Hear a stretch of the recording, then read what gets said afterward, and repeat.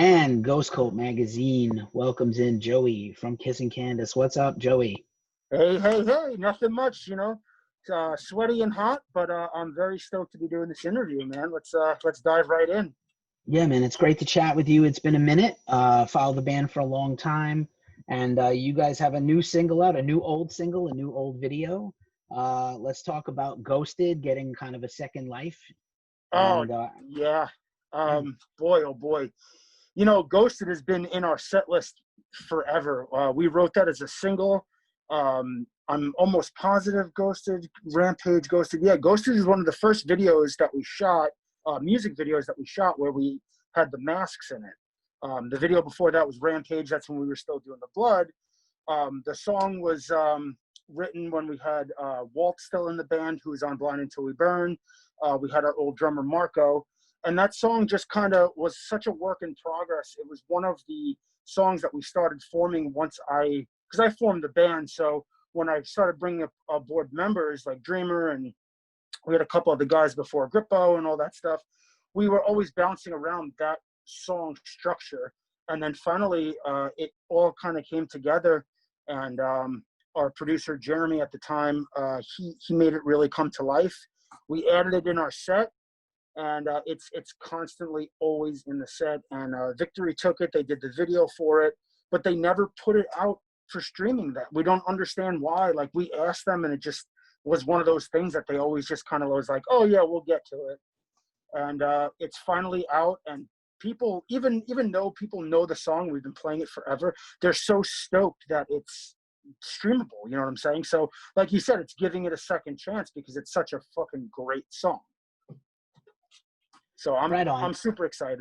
I'm super excited that it's out and that everybody could actually hear it. Because I got a couple of messages from people that are like, I've never got a chance to see you guys live before, and I've heard most of your music. Are you sure this isn't like a new song? And I'm like, no, this song is out there. 2015-ish, 16-ish, 15-ish. Yeah, we've been trekking this song, and it's still a fun song to play live. It's super energetic. It's just such a great song. Awesome, man. Congrats. It's so cool when you can kind of like you have a track that has its own life a little bit. I know that Yeah. some bands, I'm sure some bands like, you ask Metallica if they like playing Enter Sandman after the millionth time, they're probably sick of it, but it's cool when you're still pumped up to play a song you wrote like 7, 8 years ago. Yeah, like when we have a shortened set, where we can only play maybe 5 songs or something, we'll always be like, all right, let's open with Ghosted because it's got like that sample in it. So it's like it's a good song to just like hit it, walk out on stage to, and just open the set, come balls to the wall, just, mean business. So that song is just about always stayed in the set, whether it's a headliner set or an opener set or a smaller set, it's there. Nice. And then you got to give it a little bit of a visual treatment officially, because I'm sure it's out there live on YouTube or whatever, but now it's like you got to put something behind it really cool. Yes. And it's just like, hey, guess what? Now you can go check it out on Spotify and on Amazon. Because we had it forever as like a free download on I believe it was a Bandcamp or something. So, but like a lot of people don't know what that is, but they do. And now it's just like, boom, boom, boom, Spotify, Apple, So we're stoked on it. I'm super excited. Congrats. And you've been very consistent, the band's been very consistent, hop labels a couple of times. And I assume there's new music in the works, of course, but you guys have put out like singles and the cover and the EPs and full lengths. But, I like that the band continues to keep the name out there, even when, like, obviously right now it's an insane time in the world. But I like that you have like content all the time and music pretty regularly, like every year. Yeah, we try not to stay idle, and like when we got picked up by Victory, it was great. Like we had the meeting with them. They believed in the band so much, they had all these ideas. And I remember talking with Tony, because I was already affiliated with Victory through my past band, Dr. Acula. I was on there. So I already had a relationship with the PR team, with Tony himself. So when I sent some of the older material to Tony, he called me that night and he's like, I love it. I love the visual. And this was going, back, like this was still, pre-Blind Until We Burn. So I didn't even have my silicone masks. We were still doing just the clear, transparent mask. He's like, I love the visual. He's like, I'm going to send you over a no bullshit contract, like stripped down, super simple. So the next day, as his word, we looked it over. I believe it was a 4 or 5 album signing, which, that's like standard these days or whatever. So I remember when I talked to the band and we were like, yeah, let's do it. I called them and I said, listen, one of the conditions that we want is if you guys get a stage on Rockstar Mayhem Fest, we want on it. And he goes, if we do it this year, you guys will be on it. And I said, let's do it. So, as things unfolded, we got, Rockstar Mayhem Festival. It was great. So Victory was good. And then when Victory got hit with that lawsuit from A Day to Remember, they kind of started trimming the fat, I guess you could say, for the smaller bands that weren't making them a lot of money. So Tony just said, no hard feelings. We got to kind of, do what we got to do. So the nice thing was we just got off completely. Like, we didn't owe them anything else. It was just like a clean break. So that's why I can't really say anything negative about Victory, because that was a big deal. You know what I'm saying? They could have did whatever they wanted because we were still in the contract. So if you fast forward a little bit, with Stay Sick, going back when I was in Dr. Acula, we toured with Attila. Like, I still have my tour laminate where it was Dr. Acula, Attila, Chelsea Grin, and American Me. Like, you know what I'm saying? From years ago when shows were, all hardcore shows. So it's like, I've known Franz and I know their manager very well, Mike Milford, which is a super close friend of mine. So I'm like, listen, we got this EP. It's already recorded. The artwork's done. It's called Safe Word. We got a lot of good songs on it. Take a listen. Let's do something. I think we sent it in, and our manager at the time was back and forth, and they were like, listen, we love it. Let's just do simple 50-50 split, just the EP. It's done. We'll give you a little budget for a video. And we put it out, and after the 1 year, our contract was up, and we just kind of parted ways. So it was a good stepping stone. And now we're just kind of playing that market where we're like, all right, we're going to kind of put out some content by ourselves and shop it around to some other labels. So, yeah, we jumped from label to label, but we're trying to do the independent thing a little bit so we have that freedom. So we have a loaded gun right now. We have 10 songs finished that are being mixed and mastered. I can't release any album titles or anything, but we recorded it at my house in Las Vegas over February-ish. The end of February. For 3 weeks, the band came out. We flew our producer out, and I had a room in my house that we just stripped down, set up as a studio, and we recorded the song there for 3 weeks. He came and stayed with us, and I know a lot of bands say this, and it's super cliche that it's like the best stuff we've ever done, but for us, it's like, we just like stretched our legs, and we kind of just said, you know what, we're going to do what we want to do. Like, we're going to forget about what's trending, whether it's like trap metal or, you know what I'm saying, or hip hop influenced, or, super heavy breakdowns. It's like, let's just make a record that we love, that we could put on #1 and just play it all the way to number 10. You know what I'm saying? So we're hoping the fans love it. We think they will. But again, I got to kind of zip it because I'd love to tell you more, but, and you know what, in real life, a lot of stuff would have been out or exposed, but because of what's going on in the world right now, we pumped the brakes on everything. We wanted to have at least a single out by now. We wanted to have the album, the track listing, the title of the album, even the new masks. Like, we wanted to have all that out. So right now it's kind of like we had to put it on hold for a little bit till we figure out our next, marketing step. I got you. That's good, man. Well, you got to have a plan, and you got to trust in yourself. I love that perseverance you have shown over all the years. You seem a lot of people are very jaded about the business, and you seem very like, it is what it is. And I think that probably comes from your roots. Like, those DIY roots don't ever fade, right? Yeah, you got to just keep going. And when other bands ask me, I'm like, listen, we're not the biggest band in the world. You know what I'm saying? We don't make millions of dollars. We're still traveling in a van. You know what I'm saying? It's like, if you want it, you're going to do whatever it takes. You're going to eat shit. You're going to, you know what I'm saying? You're going to spend more money on van repairs on a tour than you are, you know what I'm saying? Like, making the money, but it's all part of the grind. And you got to stay positive, because all this negativity, it can bring you down, and I'm constantly reminding even my own band members, it's like, guys, like, we're in this, like, we're full throttle. Like, you know what I'm saying? The day I take the mask off and say KC is done is like the day when we don't have any more fans. There's no demand. I said, if we have 5 fans in 5 years that still want to see music, our music played live, I'm like, I'll do it. I'm like, I'll put a MacBook behind me, you know what I'm saying, get some stage props if nobody wants to do it. You know, like I'm saying, like I eat and breathe this band, you know, like from start to finish. That, you know what I'm saying, like you just got to keep moving forward. I love it, man. I love it. And you have to. You have to. And Yes. it is a weird time in the world. And I hope you and all the band folks, your team are all healthy and whole. It's a crazy time in the world. We got disease, you know, this virus running through the world that's not going away, and civil unrest everywhere. Ugh. So I do hope you're okay and everybody's good and you didn't lose anybody along the way so far.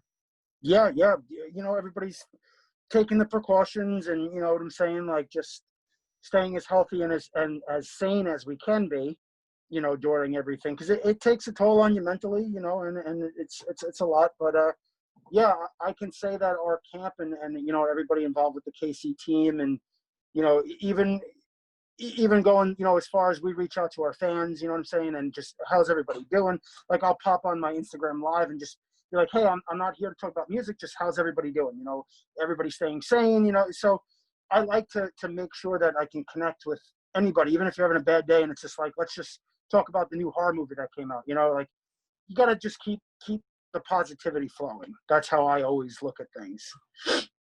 Nice. I'm glad you mentioned social media because I've always been a fan of how you guys manage your social media and stay very, your fan base is very diehard and you're very plugged into them, which is rare because I think it's important. And you know, It I is. know people get very focused on likes, and I work in social media and music marketing. So I definitely respect the grind, and it is a grind for sure. But I also Yes. like that you're yourself, and you're very natural and good at it. So it's helpful. It certainly helps the band, but it's also, I think it shows the authenticity of you to the Yes. fans, and they appreciate and respect that too.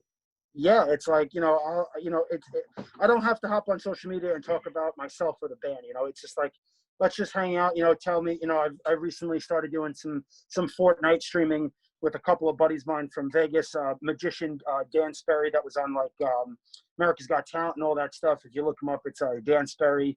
He's great. He's like a gothy looking Manson magician.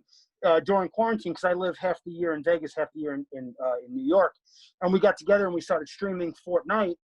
And what we do is it's called the Anti-Gaming Show, and pretty much people could spin like a wheel of death, we call it, and they could donate money to do challenges. So as we're playing, you know, all four of us are streaming, and boom, they could spin the wheel of death, and we got to stop and do crisscross, where you put your dominant hand on the mouse and the keyboard and finish the round. So there's all these cool challenges that they do, and you know, I really have taken to that in my downtime to stay sane.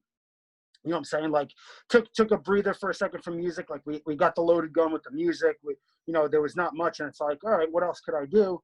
So we started doing that, and you know, and that turned into something fun. So it's like I'm constantly just trying to stay positive, stay sane. You know, hop online, just talk to anybody about whatever anybody wants to talk about. Just you know, spreading the vibe. You know, positivity all around. I love it. Is that Twitch with the streaming? Yes, it's twitch.tv/anti-gaming game show. Anti-gaming gaming show. Yeah, you could just check it out. It's all over my Instagram. But yeah, it's kind of fun. You know, it passes the time. It takes me away from what's going on for those couple hours of streaming, for, you know, away from my Facebook, because that's another atrocious mess, is all the fake news on Facebook and politics, and it's just like it rattles my brains. And I hate talking about religion, politics. You know, I respect everybody's decision on it and what they believe, but it's like sometimes I just need to be like, stop, pause for 1 second. I'm all Right. about the good cause. You know, I'm all about all of that stuff. I love it. I back it. But sometimes I want to just scroll through my newsfeed and see people's, you know, pets, their dogs and their cats, you know, rather than seeing who's, you know, burning down what building and stuff like that. Sometimes, you know, me personally, I just need to just clear my head, you know. I got you. On a personal level, the unfollow and mute functions on social media are amazing. Yes, yes, And that's, yeah. Let's leave it yeah, at that. That is the best yeah, feature that's ever. it. Sometimes you could just totally, you know what? I've been friends with somebody for 40 years, but I don't care about what you think about at all. Oh, absolutely, 100%, We don't have to 100%, agree. man. We don't have to agree at all. Sometimes I just want to, you know, talk about metal or horror movies. Exactly. Or fucking pizza, you know, like I'll get on and be like, all right, listen, what's everybody having for dinner tonight? Because I'm hungry, and you know, I've had pizza the last 3 nights. What's everybody having for dinner? You know, like, just let's talk about other things. Indeed. You're from New York. How's the pizza in Vegas by comparison? Is there good, beside the gourmet stuff, is there actually decent pizza in Vegas? Yes, I mean, compared to New York, there'll never be a New York style pizza, you know, but there is a lot of New York style pizza in other places. So in Vegas, there's a couple of good local places that have some good pizzas, some wacky kind of, you know, where it's half calzone and with the garlic knots on it. Like, yeah, there's some wacky pizza out there. It's good. I can give it like a solid 7, getting there to 8. The nice thing about Vegas is there's a lot of independent food there. Like, there's a lot of Thai places, and you know, lot of, what else is really good out there? They have like just the Chicken Shack, which is Shaquille O'Neal's chicken place out there, which is just, you know, I've eaten there a bunch of times. It's just real wholesome, juicy chicken, and it's like an independent, you know, it's run by his team. So yeah, there's a lot of good places out there for food. I'm trying not to think about food because it's getting dinner time soon, so I'm like, oh man, food. Word. Big up to Shaq Diesel. He's my favorite guy on TikTok also. He's great. Great. He's so good. But yeah, man, I know you got a lot of varied interests, and I don't want to take up too much more of your time. Yeah. I know it's such a crazy time in the world, and it's hard to predict when shows are going to happen or when you're going to start to roll out like this news of this Of great course. new music and album. But what's the vibe? I'm asking everybody I talk to. So obviously here in New York, it's pretty rough. We don't know. So we're slowly opening up, but who knows if it's going to last? What's the vibe like? I know Vegas was just devastated, shut down, ghost town. You know, you got to look at it from an entertainer's point of view, like, you know, not just musicians, but you know what I'm saying, like everybody across the board that does some form of entertainment. I almost feel like they're forgetting about us in a way. It's like, oh, that could be phase 4 or phase 5. It's like, I get it, you want to be safe, but at the same time, you know, we want to get back to work. You know what I'm saying? Like, this is, you know, and it's not just for the money aspect of it, because trust me, you know, sometimes I'm better off going to get a regular job than, you know, touring. You don't do it for the money. You do it for the love of traveling and playing shows. You know, if I can make one fan's day, you know, complete, make them happy, I feel very, you know, just very like, okay, it was worth that 8-hour drive to play, to make somebody's day.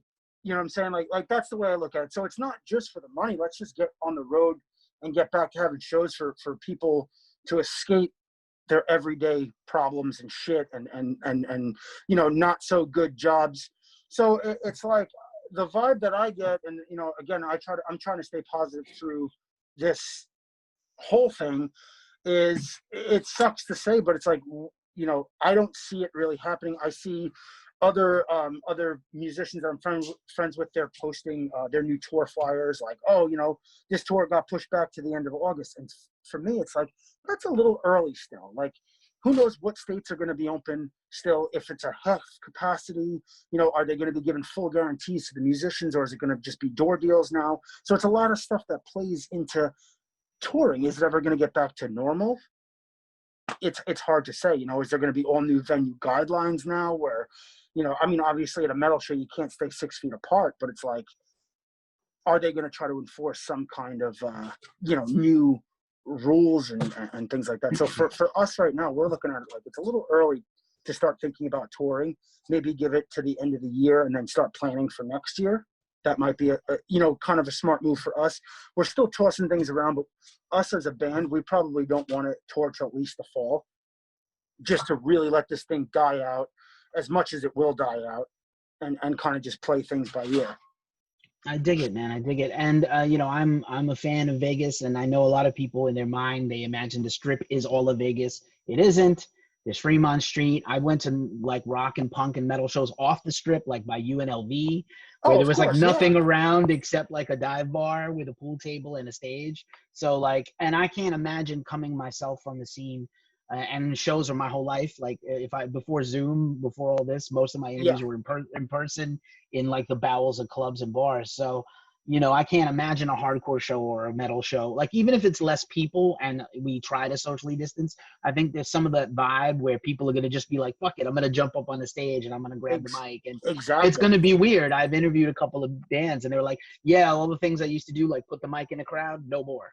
Like, not No for a more. long time. Yeah, Like, it's like, yeah, how it's are you going to going to do change. that, you know?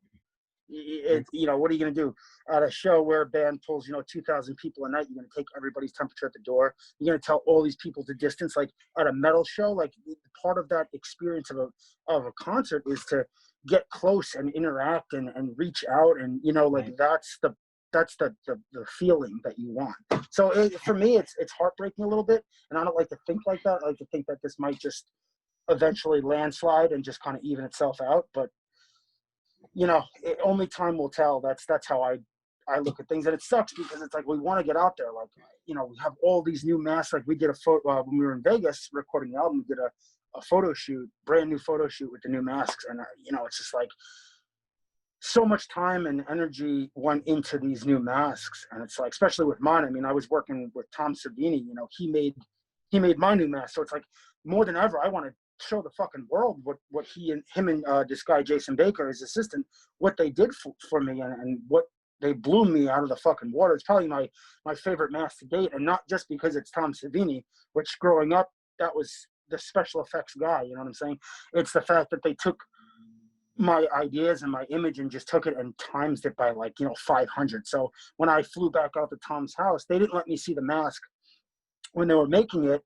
They would send me just some reference pictures and just a basic sculpt. And once I approved that, I was like, don't send me any pictures. I said, when I fly to Pittsburgh to pick the masks up, then, and to fit them, because they wanted me to come there to fit them, I'm like, then I'll see it. So when they unveiled it in front of me, I was just like, holy shit, did I never expected something like that. So I'm stoked for it. And everybody, all of our fans, and everybody's like, oh, come on, just tease it. And it's like, not yet. You got to wait for that perfect time to open up the can of worms. Nice, man. Savini and Baker. That's amazing. What a get for you. And, you know, what an honor. And also your band has always had a real you personally, but also the whole band. You've always had this incredible visual style. It's not just the music, it's an entire package, whatever the album artwork, the stage show, everything. So I love any band that has kind of a real direction and the total package, and you guys have it. So I can't wait to hear this new music. I'm stoked to see some new masks and other things. And you know, keep your spirits up, keep your PMA going. Hopefully, at the very least, you can get your haunted house going in the fall for Halloween. Yeah, I mean, you know, that's where I am literally right now. And it's like, again, we're building with the premise that we're opening, but it's like they can come in September 1st or, you know, October 1st and be like, gotta close down. So you know, it's again just keeping that PMA and just moving forward, you know. I dig it. What city is your house in, or can we look it up online? Or Oh yeah, it's called Schmitz Farm Haunt. It's SCHMITTS. That's the name, Schmitz Farm Haunt, and it's Long Island, New York, right on the border of Nassau and Suffolk. killer. I know it It's well. about 35-40 minutes from the city, not far at all, right in the middle of Long Island. Right on. Well, I hope at the very least, please don't take my Halloween away, man. Come That's what I'm on. saying. That's what I'm saying. That's exactly what I'm saying. That's my time to shine. Don't take my Halloween away. Hell yeah. Joey, man, it has been a pleasure talking to you. I really appreciate your spirit, and congratulations on getting Ghosted out there to the world like it deserves to be. And we'll look forward to what's coming next from Kissing Hell yeah, Candice, man. Thank you so much. Looking forward to chatting with you again sometime in the future. In person next time, I hope. Absolutely, at a show. That's what I'm saying. Indeed. Or maybe we'll get some Shack Diesel chicken in Vegas. That's what I'm saying, man. Take it Thanks easy, a lot. man. Thanks for having me on, man. Indeed. Peace. Take care.